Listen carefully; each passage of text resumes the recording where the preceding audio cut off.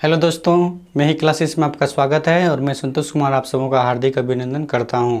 दोस्तों, आज हम लोग जानेंगे बौद्ध धर्म के विषय में, जो कि एग्ज़ाम की दृष्टि से बहुत ही इम्पोर्टेंट टॉपिक है और यहाँ से क्वेश्चन एग्ज़ाम में प्रायः पूछे जाते हैं। दोस्तों, प्राचीन काल में नेपाल के कपिलवस्तु के लुम्बिनी के आम्रकुंज ग्राम में शुद्धोधन नाम का एक शासक हुआ, जिनका विवाह महामाया से होता है और कुछ समय पश्चात 563 ईसा पूर्व में सिद्धार्थ नामक पुत्र का जन्म होता है। सिद्धार्थ नामक पुत्र के जन्म के 8वें दिन पश्चात जो है इनकी माता महामाया का देहांत हो जाता है। इसके बाद जब इनका भविष्यवाणी करवाया जाता है कौंडिन्य और कालनेमी नामक ऋषियों से, तो यह पता चलता है कि यह बालक आगे चलकर या तो एक चक्रवर्ती सम्राट बनेगा या तो यह एक महान सन्यासी होगा। यह भविष्यवाणी के बाद शुद्धोधन उनकी एक्टिविटी को देखकर चिंतित रहते हैं। सिद्धार्थ कभी जम्बू वृक्ष के नीचे बैठकर ध्यान करने लगते हैं, कभी घर में ही बैठकर वह ध्यान करने लगते हैं। हमेशा वह चिंतनशील, मननशील और ध्यान मग्न रहते हैं। यह देखकर उनके पिताजी 16 वर्ष की अवस्था में ही उनका विवाह करा देते हैं। 16 वर्ष की अवस्था में ही उनका यशोधरा नामक कन्या से विवाह करा देते हैं। अब विवाह पश्चात एक राहुल नाम का पुत्र जन्म लेता है।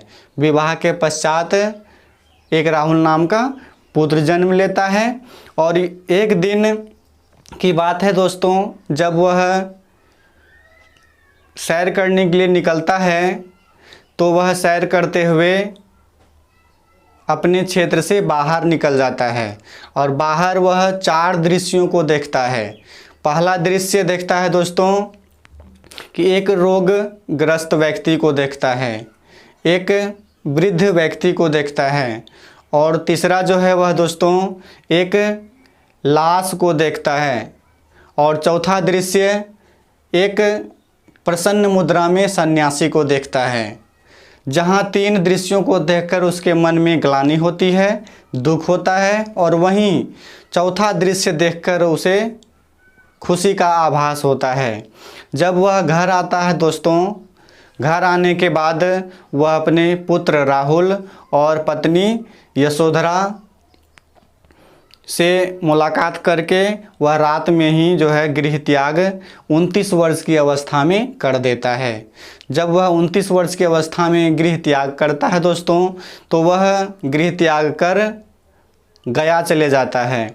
गया जाने के बाद दोस्तों वह प्रथम गुरु अलार कलाम को बनाता है। प्रथम गुरु अलार कलाम को बनाता है और दूसरा गुरु रुद्रक रामपुत्र को बनाता है। दूसरा गुरु रुद्रक रामपुत्र को बनाता है और पहला गुरु वह अलार कलाम को बनाता है। इसके बाद वह ध्यान मग्न और दृढ़ संकल्प होकर वह ध्यान करने लगता है। लगभग 6 वर्ष तक तपस्या करता है और ज्ञान की प्राप्ति नहीं होती है।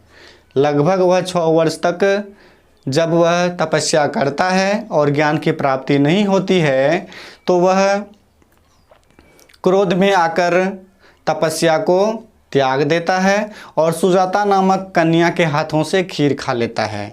सुजाता नामक कन्या के हाथों से खीर खा लेता है। खीर खाते देखकर उनके साथ जो 5 ब्राह्मण थे, वप्पा, भादिया, असागी, महानामा और कौंडिन्य, ये 5 ब्राह्मण जो है उनका साथ वहीं से छोड़ देता है।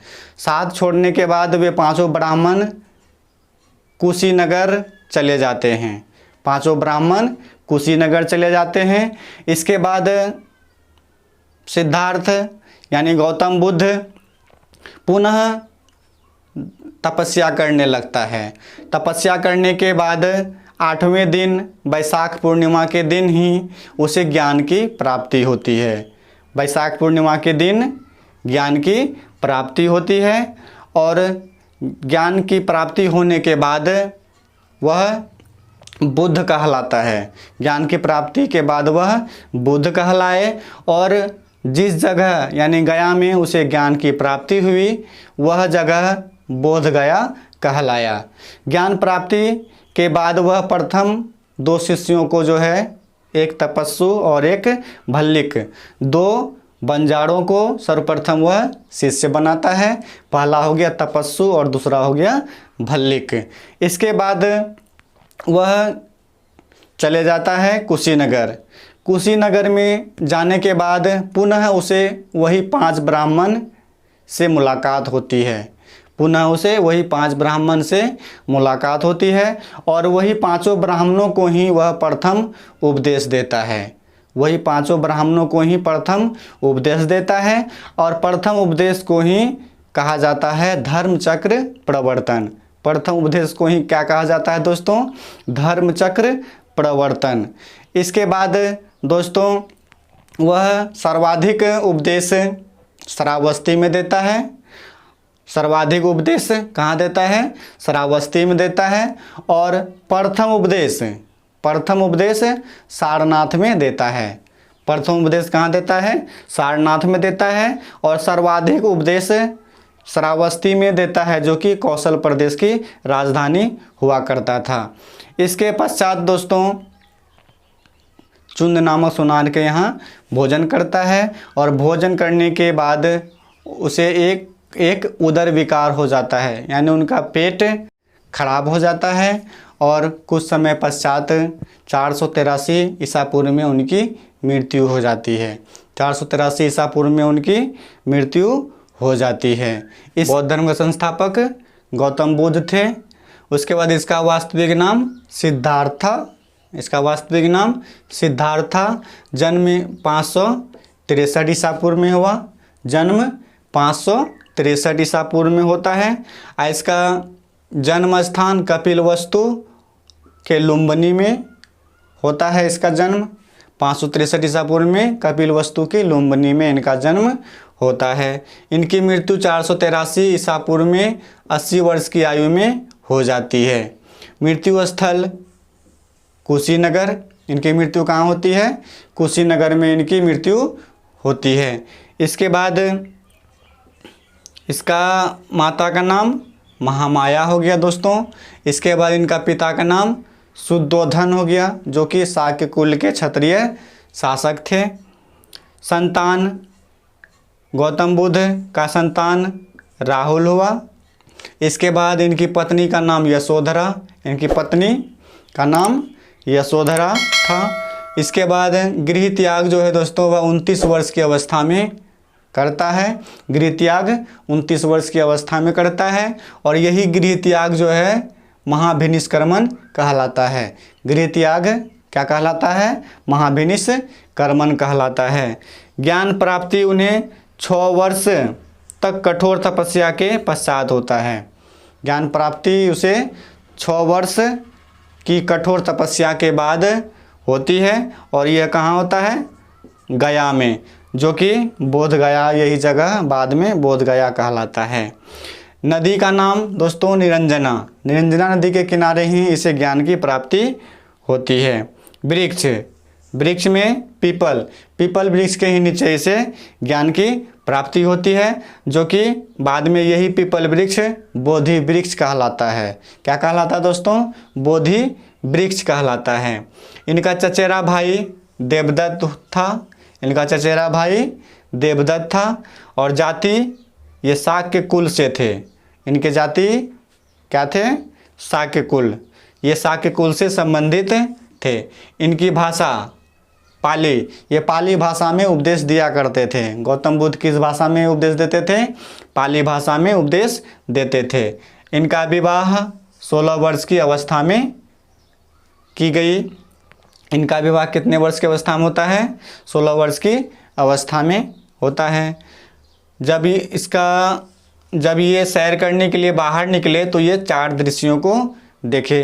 पहला हो गया एक जर्जर शरीर वाला वृद्ध, एक रोगग्रस्त व्यक्ति और एक मृत व्यक्ति, और चौथा प्रसन्न मुद्रा में सन्यासी। चौथा प्रसन्न मुद्रा में सन्यासी को देखता है। प्रथम गुरु इनका अलार कलाम हुए, जो कि वैशाली का एक निवासी था। प्रथम गुरु कौन हुए? अलार कलाम, जो कि वैशाली का एक निवासी था। द्वितीय गुरु रुद्र कराम पुत्र हुए, जो कि राजगीर का रहने वाला था। द्वितीय गुरु कौन हुए? रुद्रक रामपुत्र हुए, जो कि राजगीर का निवासी था। उरुवेला में इसे 5 सन्यासी मिले, जिनका नाम है कौंडिन्य, वप्पा, भादिया, महानामा और असागी। कौंडिन्य, वप्पा, महानामा, भादिया और असागी। खीर, ये सुजाता के हाथों से खीर खाता है। तो याद रखना दोस्तों, किनके हाथों से खीर खाकर यह तपस्या त्यागता है, तोड़ता है?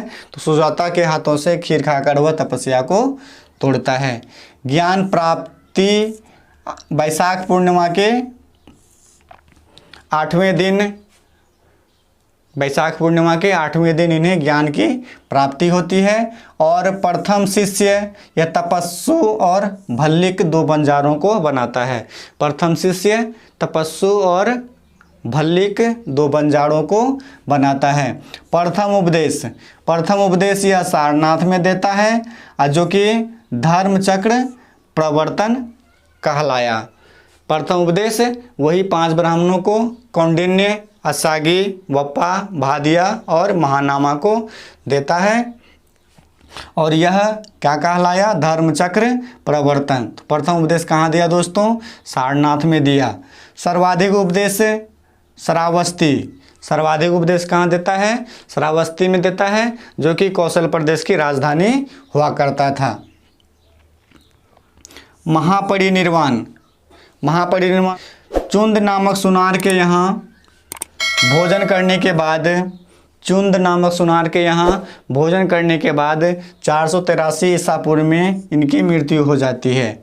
483 ईसा पूर्व में इनकी मृत्यु हो जाती है। तो दोस्तों याद रखना है, चुंद नामक सुनार के यहाँ भोजन करता है और इनके बाद उन्हें उदर विकार हो जाता है। उदर विकार के बाद उनकी मृत्यु हो जाती है। गृह त्याग का प्रतीक घोड़ा है दोस्तों, और इनके घोड़ा का नाम था कंथक। याद रखना दोस्तों, इनके घोड़ा का नाम क्या था? कंथक। इनके घोड़ा का नाम क्या था? कंथक। गृह त्याग का प्रतीक क्या है? घोड़ा है, और घोड़ा का नाम क्या है? कंथक। और इनका सारथी था चन्ना। इनका सारथी का नाम क्या था? चन्ना, जो कि इन्हें बाहर घुमाने के लिए लेके गया था। सारथी का नाम क्या था? चन्ना। इनका प्रिय शिष्य आनंद हुआ। इनका प्रिय शिष्य कौन हुआ? आनंद हुआ। और आनंद के कहने पर ही संघ में महिला के प्रवेश की अनुमति गौतम बुद्ध ने दी थी। संघ में महिला के प्रवेश वर्जित था। संघ में महिला का प्रवेश वर्जित था, जो कि आनंद के कहने पर ही जो है संघ में महिला के प्रवेश की अनुमति दी गई। सर्वप्रथम महाप्रजापति गौतमी को संघ में प्रवेश मिला। संघ में सर्वप्रथम प्रवेश किसे मिला? महाप्रजापति गौतमी, जो कि गौतम बुद्ध की मौसी थी। बौद्ध धर्म के सिद्धांत में 4 आर्य सत्य बताए गए हैं। बौद्ध धर्म के सिद्धांत में 4 आर्य सत्य बताए गए हैं। पहला हो गया दुख, दूसरा हो गया दोस्तों दुख समुदाय, तीसरा हो गया दुख निरोध, और चौथा हो गया दुख निरोध मार्ग। यानी दुख का मतलब हो गया दोस्तों, भगवान बुद्ध का कहना था कि पूरा जो है दुनिया, पूरा संसार जो है दुख से व्याप्त है। दुख से व्याप्त है। दुख समुदाय मतलब दुख का कारण। दुख का कोई न कोई कारण होता है। गौतम बुद्ध ने दुख के बारे में बताया, तृष्णा, लालसा, अभिलाषा ही दुख का कारण है। दुख निरोध यानी दुख को दूर करने के उपाय। दुख को दूर करने के उपाय यही बताया दोस्तों कि तृष्णा का त्याग, लालसा का त्याग करना, ही दुख का निरोध कहलाता है।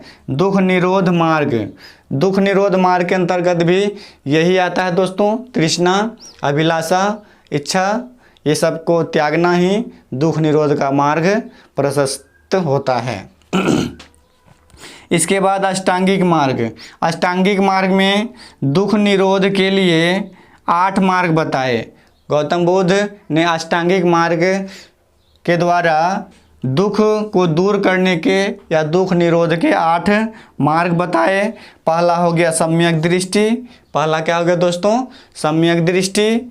उसके बाद सम्यक वाणी, सम्यक संकल्प, सम्यक कर्म, सम्यक आजीव, सम्यक व्यायाम, सम्यक स्मृति और सम्यक समाधि। ये याद रखना दोस्तों। अष्टांगिक मार्ग किसने बताया? गौतम बुद्ध ने बताया। और ये किससे संबंधित है? तो बौद्ध धर्म से संबंधित है। ये दुख निरोध हेतु 8 मार्ग गौतम बुद्ध ने बताए। इसके बाद त्रिरत्न। बौद्ध धर्म में त्रिरत्न का भी बहुत बड़ा ही महत्व है। त्रिरत्न के अंतर्गत याद रखना दोस्तों, बुद्ध पहला है, दूसरा हो गया धम्म और तीसरा हो गया संघ। बुद्ध, धम्म, संघ। बुद्ध, धम्म, संघ।